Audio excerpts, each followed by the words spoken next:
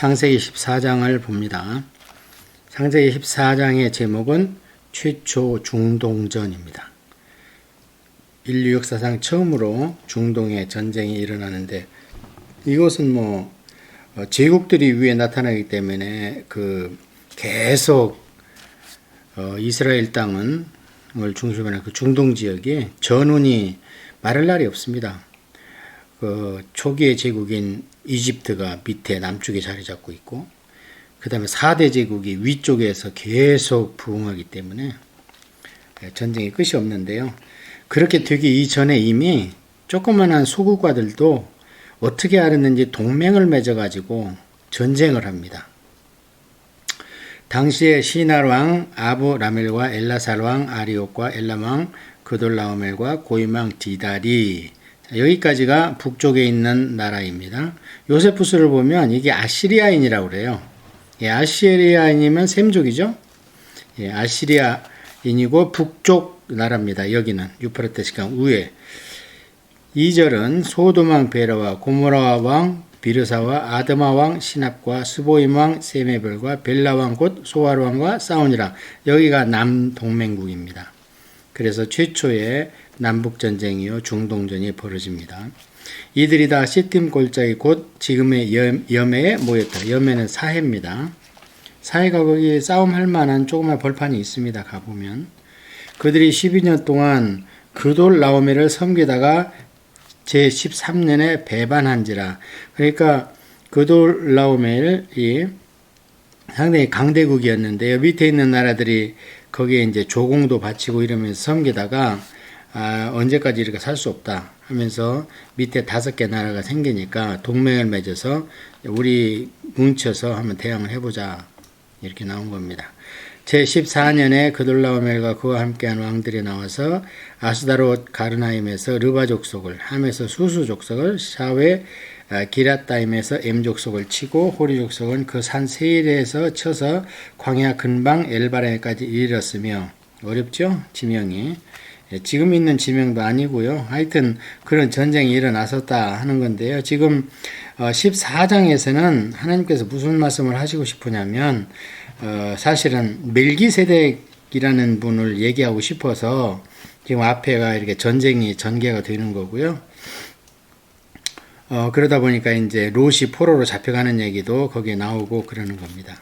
그리고 롯이 포로로 잡혀가니까 아브라함이 전쟁에 참전을 하게 되고, 하나님께서 사랑하는 자이기 때문에 아무리 열세라도 이기게 돼 있죠. 살아남게 돼 있습니다. 그런 얘기를 하고 싶으니까 조금 앞에 지명이 어렵더라도 읽어가면서 한 번 정도는 그냥 들어보면 좋겠습니다. 자, 그래서 어쨌든 북쪽 나라에서 남쪽을 이깁니다. 게임이 안 되죠. 위에는 아시리아니까 얼마나 센 족속입니까? 그래서 엘바랑에까지 바란 광야 지금도 있죠. 거기에 이르렀으며 7절입니다. 그들이 돌이켜 엔미스밭 곧 가데스에 이르러 아말렉 족속의 온 땅과 하사돈다말에 사는 아모리 족속을 친지라. 여기 이제 우리가 역사서를 공부했다면 귀에 익은 이름이 둘 나옵니다. 하나는 아말렉 족속이고 하나는 아모리 족속입니다. 아말렉 족속은 여기에 진작이 나오는데, 이제 창세기 36장에 가면 에서의 후손이 쭉 나오면서 아말렉이 에서의 후손으로 나옵니다. 그래서 그 뒤에 나오는 족속들이 이제 출애굽할 때 이스라엘 백성을 뒤에서 못 살게 군다든지, 또는 하나님께서 진멸하라 하고 사울 왕한테 얘기했는데 사울 왕이 아각 왕을 남겨놓았다든지, 이런 게 전부 이 아말렉 족속과 관계가 되고, 또 나중에는 에스더서에 나와 있는 하만이 또 아각의 후손이니까 이 아말렉 족속입니다. 그래서 아말렉 족속은 성경에서 쪼무레기 귀신, 우리로 얘기하면, 그래서 이스라엘을 끝까지 못 살게 구는, 제국도 아닌 것이 그렇게 이스라엘의 약점, 그러니까 행진하다가 뒤에 처져 있는 노인들, 부녀자들, 연약자들, 환자들, 병자들을 치기 때문에 하나님이 괘씸하다는 거예요. 그래서 씨를 말리라고 그럽니다. 그런데 이상한 것은 창세기인데 아말렉 족속이 나와요. 그런데 우리가 아는 그 아말렉 족속은 에서의 후손인 창세기 36장에 나와요. 그래서 제가 보건대 아말렉 족속이 이미 있습니다. 그 땅에.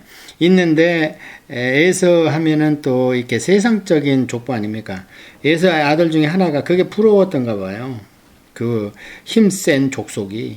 그래가지고 자기 이름을 이렇게 하고 그 족속이 더 번창해서 나중에 이스라엘 민족을 못살게 군 거 아닌가 그런 생각이 듭니다. 어쨌든 아말렉 족속은 에서가 아들 이름 아말렉이 나오기 전에 벌써 여기에 등장을 하고, 그 다음에 아모리 족속은 이게 이제 그 광야 지방에 진을 치고 있는 나중에 이제 광야에서 모세하고 이렇게 행진할 때 나오는 아모리 족속인데 벌써 여기에 나오고 왕들도 있는 거예요, 이들은.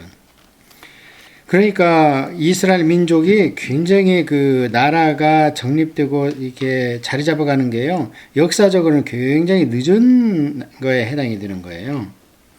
소돔 왕과 고모라 왕과 아드바 왕과 소보임 왕과 벨라 왕과 소아 왕이 나와서 시팀 골짜기에서 그들과 전쟁을 하기 위해 진을 쳤더니 엘람 왕 그돌라오멜과 고임 왕 디달과 시는 아므라임과 엘라살 왕 아리옥 네 왕이 곧 그 다섯 왕을 맞서니라. 시팀 골짜기에는 역청구덩이가 많은지라 소돔 왕과 고모라 왕이 달아날 때 그들이 거기 빠지고 그 나머지는 산으로 도망하매 네 왕이 소돔과 고모라의 모든 재물과 양식을 빼앗아가고 소돔에 거주하는 아브라함 조카 롯도 사로잡고 그 재물까지 노략하여 갔더라.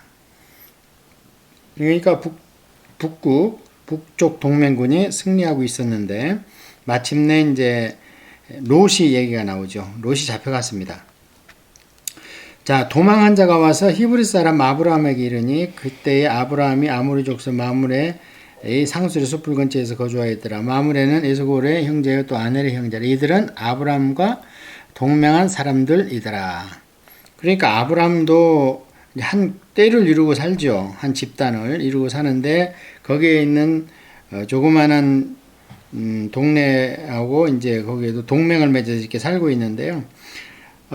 그 롯을 사로잡아 갈 때 한 사람이 도망와 가지고 히브리 사람 아브라함에게 그 사실을 알렸습니다. 여기에 처음으로 등장하는 단어가 히브리일입니다. 히브리 사람. 여기 처음 나와요. 이게 무슨 소리냐면 일정한 거주지가 없는 떠돌이다. 강을 건너온 자다. 이주자다. 이런 뜻입니다.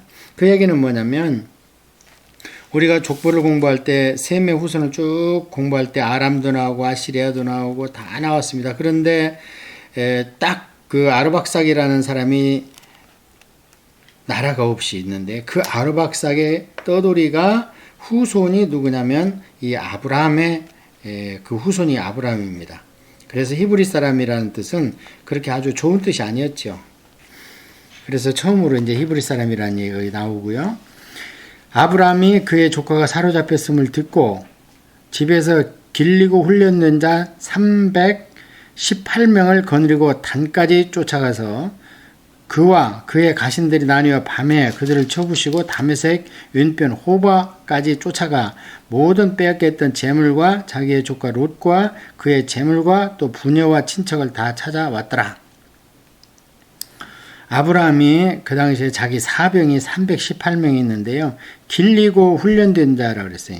길렸다는 것은 좀 표현이 마땅한 말이 뭔지는 모르겠지만 이제 먹이고 재워주고 이런 걸 얘기하는 것이요. 그러니까 이건 보통 애완동물한테 내가 길렀어 뭐 이렇게 표현하는 건데 어쨌든 이 원뜻은 오래돼서 그 집에 있는 지가 아브라함 밑에서 태어나고 아브라함에 의해서 먹여지고 재워지고 교육시켜주고 그런 자예요. 그러니까 자식과도 같고 한편으로는 아브라함을 왕처럼 떠받는 그런 목숨도 아까워하지 않는 그런 자라는 거죠.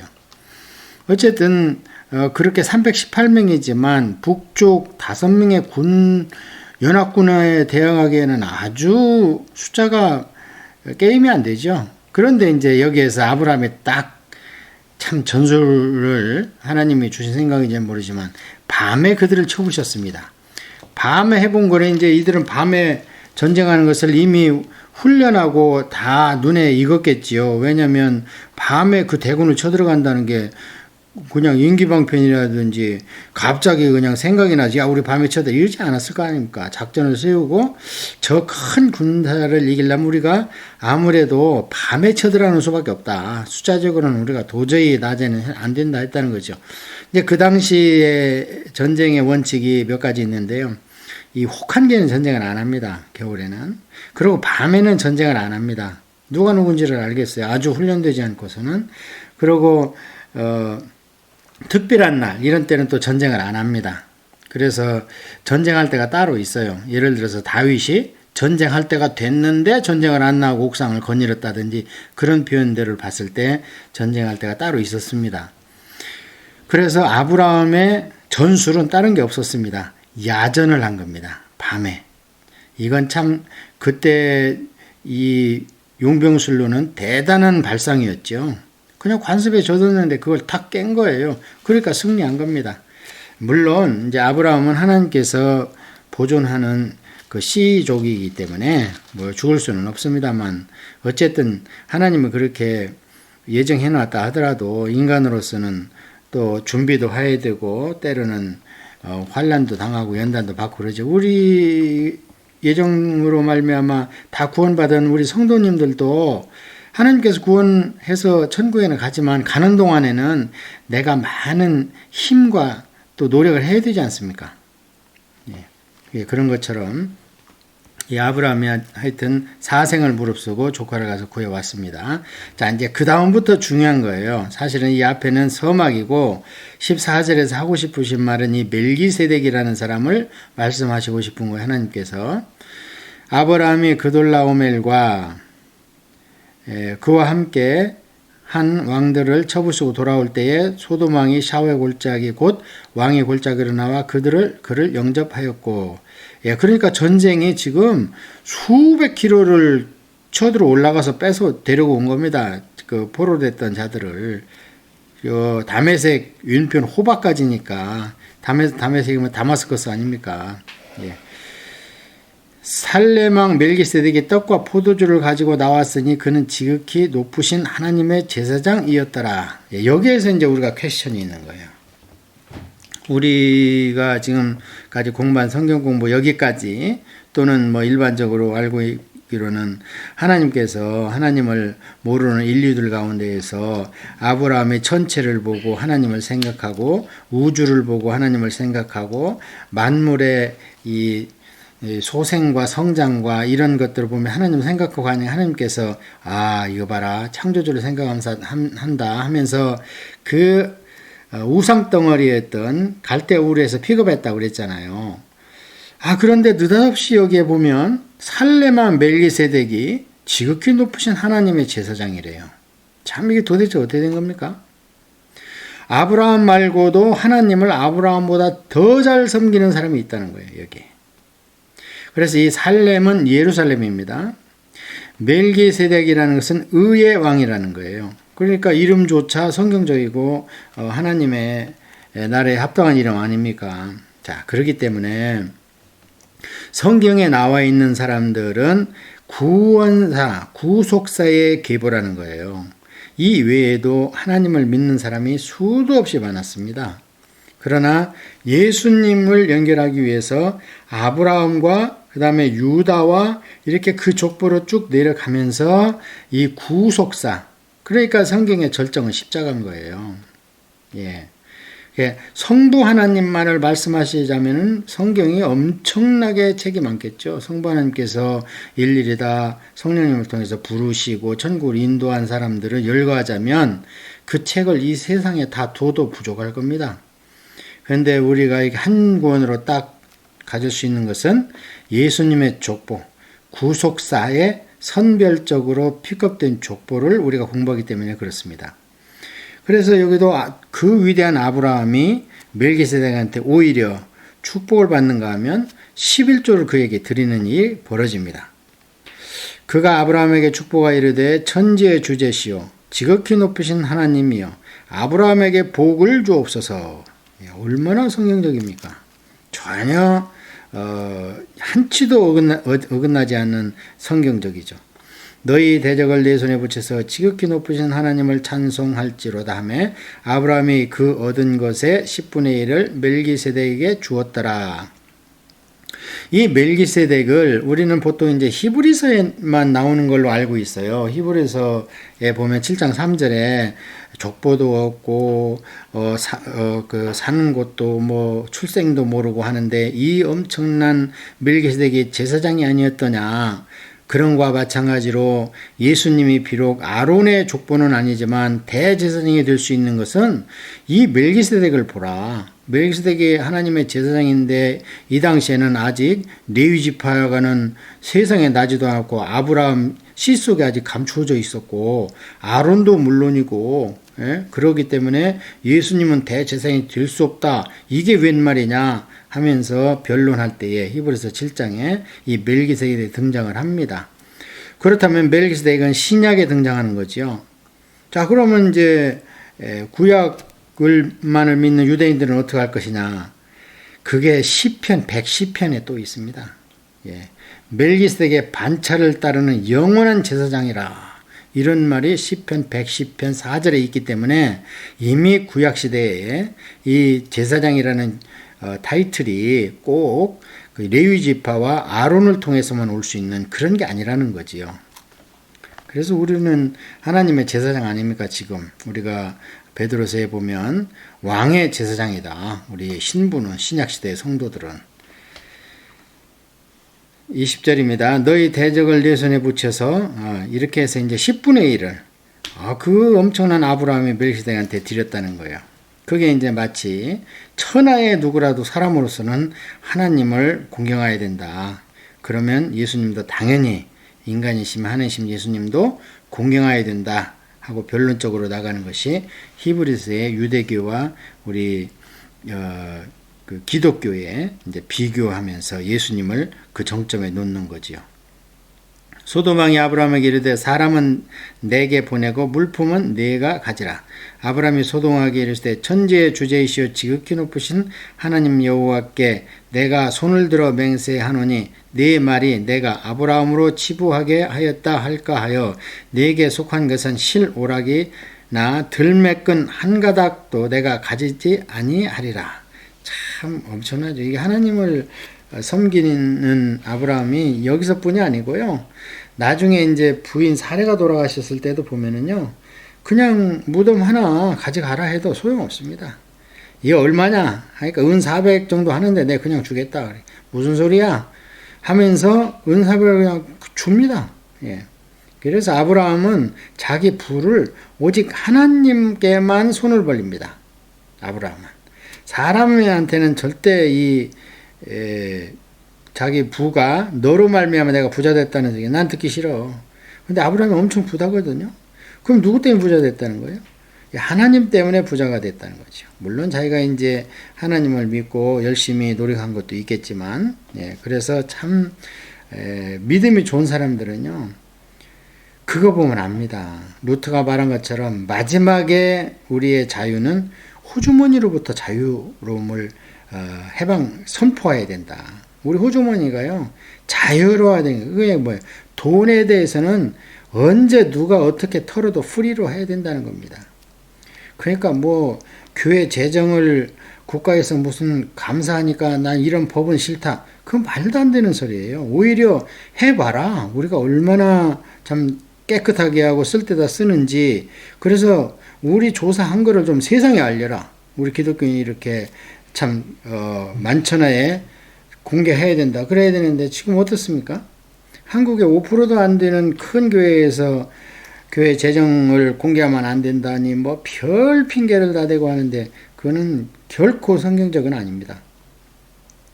오직 젊은이들이 먹은 것과 나와 동행한 아넬과 에서골과 마므레의 분깃을 제할지니 그들이 그 분깃을 가질 것이니라. 그러니까 나는 괜찮아. 그런데 나와 함께 동맹을 맺은 우리 이웃 동네들이 있잖아. 나와 같이 싸웠어. 그들이 가서 이겼어. 그러니까 그들은 재물을 줘. 내 거는 주지만 나는 재물은 필요 없고 단지 사람들은 내가 우리 사람들이니까 이렇게 하겠다. 이렇게 동맹한 나라 사람들한테는 분깃을 앞장서서 챙겨주는, 그러니까 뭐 누구로부터도 손가락 받지 않겠죠. 이게 우리의 재물관이 되어야 됩니다. 특히 교회 재정이 이런 재물관 앞에 재물관을 가지고 아주 유리 어항 속의 어항처럼, 어항 속에 뛰노는 물고기를 우리가 다 볼 수 있죠. 뭐 모래 하나까지 그런 것처럼 오히려 그런 기회가 오면 예수하고 딱 공개할 수 있는 그런 청렴함이 우리 가운데 있어야 되는데 참 아직 멀었죠. 근데 그런 날은 오지 않을 겁니다. 아마. 예.